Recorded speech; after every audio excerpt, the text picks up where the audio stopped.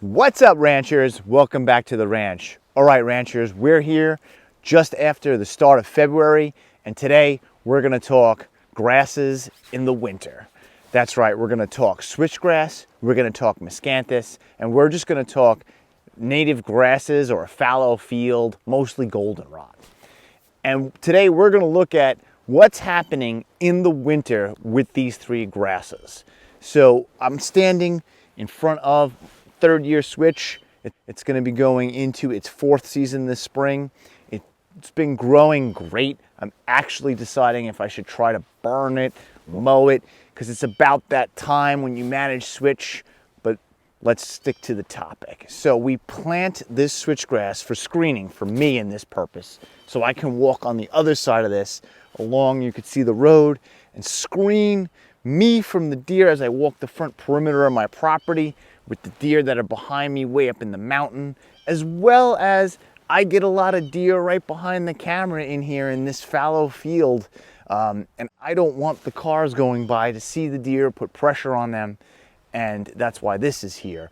So switchgrass can be used for screening, like I'm doing it here. It also can be used for bedding and windbreaks for your deer. So this is standing in the winter, and we just had snow that melted this off. And I wish I got video of it a couple of days ago because it looked like it was flat, but when the snow melts, it tends to stand right back up, which is great for switch. And as I come in here, you can see it's about, it's really up to my nose in some spots, but really we're gonna talk about deer level, and they can get in here and lay down and take a bedding spot in this switch and get out of the wind a little bit. And that's what they wanna do. That's what makes this great winter bedding habitat. The only problem is I'll bring the camera in. Sometimes, in the winter, it gets very matted down and you get these pockets that are super shallow, like right here. So you gotta keep that in mind. But this is a really good bedding situation for you in winter. A little bit of a break in the weather so they can get out of the wind, get out of the elements a bit, make themselves feel a little warmer. And that's what switchgrass will do for you. It does tend to lay down a little bit, as you can see, but for the most part, it pops up. Let's take a look at something else. All right, ranchers, second type of grass. This is the Miscanthus gigantus, or giant miscanthus by Real World. This is like switchgrass on steroids, or like almost like a giant swamp reed, but it doesn't spread. It's non-invasive. The top head here does not make seeds that float off and spread everywhere like you see down by the beaches. But essentially, if you haven't dealt with this, that's what it's like. But as you can see here from this giant chunk of giant miscanthus, it's significantly taller. It's significantly denser because it has that stemmier, thicker stalk. So this really does not blow down ever. So this is just another variety that your deer can kind of get in and find some pockets to bed. If I was a deer in here, I could be more gone like this and get out of the wind even maybe more. So this is something to think about. So what are the benefits or differences between the two? Almost nothing, except that this is really tall. The switchgrass is a little shorter, but as you can see in the winter, this stays tall. The switchgrass really is not gonna be over a deer's head in the winter. It's gonna mat down a bit and pop back up, where this kind of doesn't mat down. It'll always stay over a deer's head. Even when it gets a lot of snow and it leans a lot, you're still talking waist height here. One of the differences, though, is switchgrass is really hard to plant.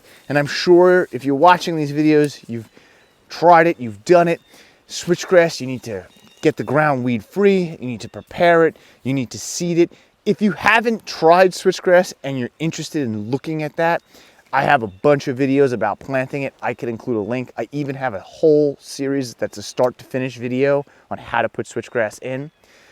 It's a little bit of a process.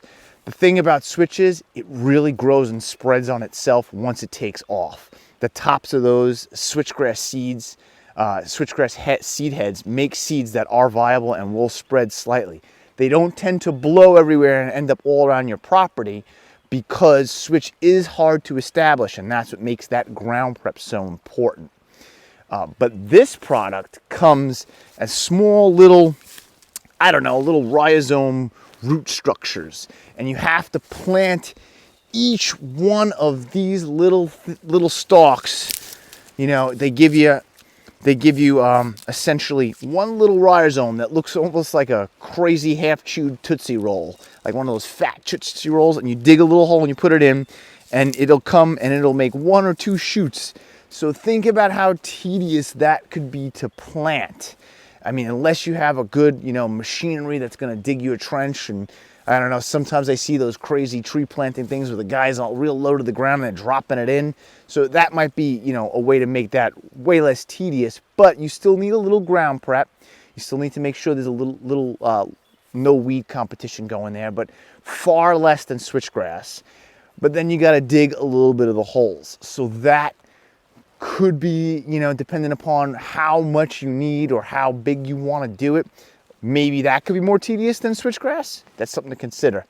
But I wanted to show you both of these grasses in winter, because this is really when they're providing that thermal cover for deer, that bedding opportunity for deer when it's tough for them. And that's something you want to consider when you put this in. Yes, for screening, this time of year may not be that important.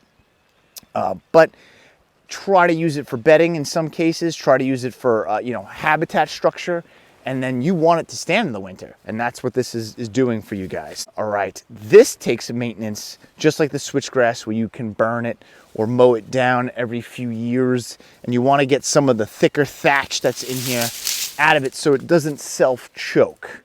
If you're gonna mow either this or switchgrass, you don't want to mow it right to the ground. You want to leave, you know, optimally 30%, well, this is really tall, not 30%. You want to leave, you know, about a foot of this sticking up out of the ground. The switchgrass, you could probably leave about 8 inches, but you don't want to go right to the dirt. That actually can disrupt and stress out the root structures and stress the switch and this if you cut it too shallow.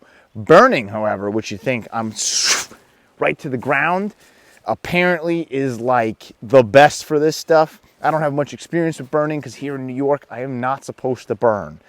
So I can't help you there. So let's move on to our third type of grass and what that looks like in the winter and what that's going to do for deer. All right, guys, we're in our third grass field.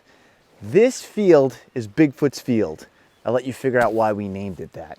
But in any case, this field is native fallow grassland. Basically, this is an entire sea of goldenrod in August. And I know a lot of guys are like, oh, the deer love the goldenrod. And it's true, they eat it, they do bed in it. But now we're in winter.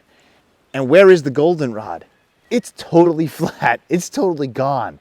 And this is like the only stalk left of goldenrod in here. There's a couple others, but this is the only one standing up. And that's because the goldenrod in snow load does this. And it never stands back up again. It snaps and it's gone. So I'll even show you closer up.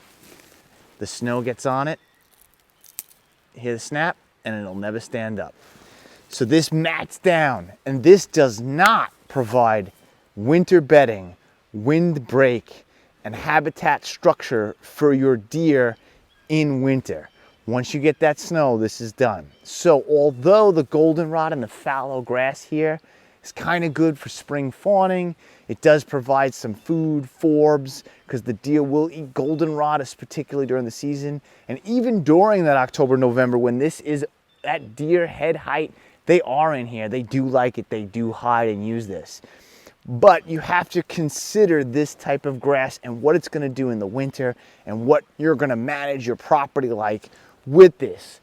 I have this here because I kind of want it to die down. I'm actually standing more in my social, non-hunting area of my property, but I wanted to show you what the goldenrod and the fallow field really turns into in winter. So you have to consider that if you have a piece that's a grassland on your property and what you're doing with it and what it does for you in winter. It's going to be flat like this, and that's not going to do too much. Now there's no food, there's no cover, there's no nothing.